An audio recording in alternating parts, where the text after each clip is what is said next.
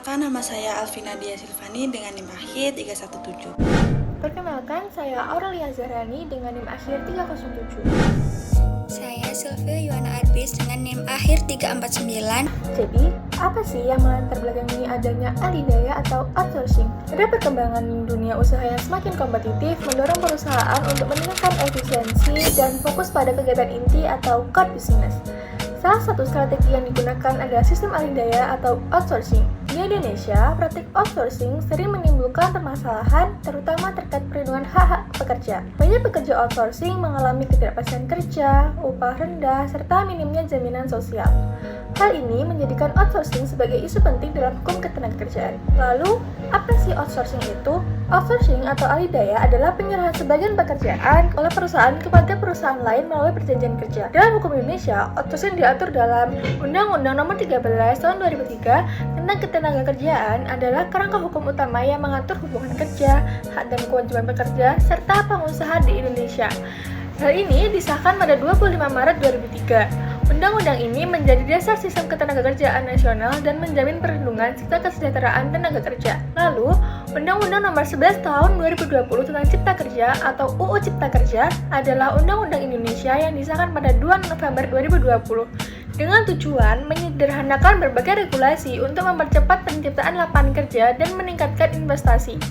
Undang-undang ini dikenal sebagai penerapan pertama konsep Omnibus Law di Indonesia, yang merevisi puluhan undang-undang sektoral sekaligus. Di slide selanjutnya yaitu pengaturan outsourcing di Indonesia. Yang pertama yaitu outsourcing dapat dilakukan untuk pekerjaan tertentu. Yang kedua, hubungan kerja terjadi antara pekerja dan perusahaan outsourcing. Dan yang terakhir yaitu perusahaan pemberi kerja tidak memiliki hubungan kerja langsung dengan pekerja. Dalam slide selanjutnya akan menjelaskan tentang permasalahan dalam praktik outsourcing. Beberapa permasalahan yang sering terjadi yaitu yang pertama, ketidakpastian status kerja. Pekerja outsourcing umumnya menggunakan PKWT, perjanjian kerja waktu tertentu, sehingga tidak memiliki kepastian kerja jangka panjang. Yang kedua yaitu upah dan kesejahteraan rendah. Banyak pekerja menerima upah minimum tanpa tunjangan yang memadai. Yang ketiga yaitu tidak adanya jaminan sosial yang optimal. Beberapa perusahaan outsourcing tidak mendaftarkan pekerjanya ke BPJS. Yang terakhir yaitu hubungan kerja yang tidak jelas.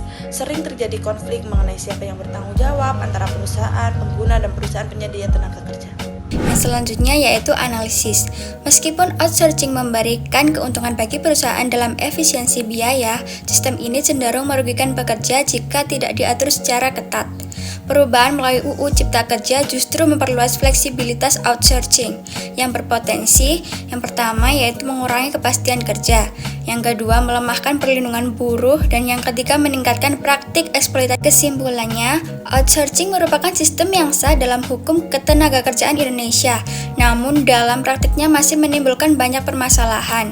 Perlindungan terhadap pekerja outsourcing masih belum optimal, terutama terkait kepastian kerja dan kesejahteraan.